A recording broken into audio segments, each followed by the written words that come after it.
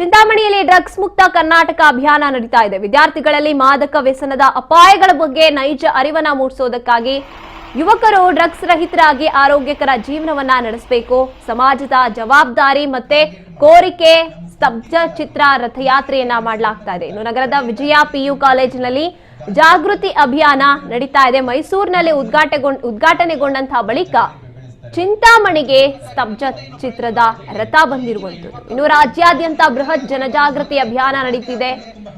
ನಶೆಗೆ ಬಳಸಿದಂತ ಹಣ ಭಯೋತ್ಪಾದನೆ ಕೈ ಸೇರುತ್ತೆ, ಮತ್ತಿನ ಸ್ನೇಹ ಮರಣದ ಬಂಧನ ಅನ್ನೋ ರೀತಿಯಾಗಿ ಮಾದಕ ವಸ್ತು ವ್ಯಸನದ ದಂಧೆ ಕಳಸಾಗಾಣಿಕೆಯಿಂದ ಇದರ ವಿರುದ್ಧ ಜನಜಾಗೃತಿ ಅಭಿಯಾನವನ್ನ ಚಿಕ್ಕಬಳ್ಳಾಪುರ ಜಿಲ್ಲೆ ಚಿಂತಾಮಣಿ ನಗರದಲ್ಲಿ ಮಾಡ್ತಾ ಇರುವಂತದ್ದು.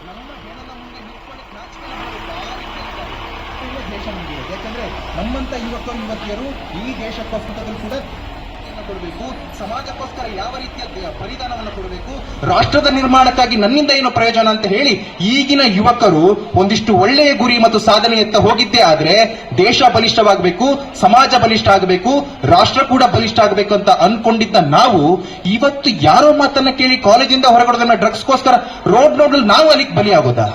ಇವತ್ತು ಒಂದ್ಸಲಿ ಬಲಿಯಾದ ವ್ಯಕ್ತಿ ಮೇಲೆ ಅಥವಾ ವಿದ್ಯಾರ್ಥಿನಿ ಅವರ ತಾಯಿ ತಂದೆ ಕೂಡ ನಮ್ಮ ಹೆಣನ ಮುಂದೆ ನಿಂತ್ಕೊಳ್ಳಕ್ಕೆ ನಾಚಿಕೆನ ಪಡಬೇಕು. ಆ ರೀತಿಯಲ್ಲಿ ಇದ್ದಾರೆ ಇವತ್ತು ಮೇಲೆ ದೇಶ ನಂಬಿರೋದು. ಯಾಕೆಂದ್ರೆ ನಮ್ಮಂತ ಯುವಕರು ಯುವತಿಯರು ಈ ದೇಶಕ್ಕೋಸ್ಕರ ಕೂಡ ದೇಶವನ್ನ ತೆಗೆದುಕೊಂಡು ಹೋಗಬಲ್ಲಂತಹ ತಾಕತ್ತಿರುವ ಯುವ ಸಮುದಾಯವನ್ನು ಕೊಡಬೇಕು. ಸಮಾಜಕ್ಕೋಸ್ಕರ ಯಾವ ರೀತಿಯ ಬಲಿ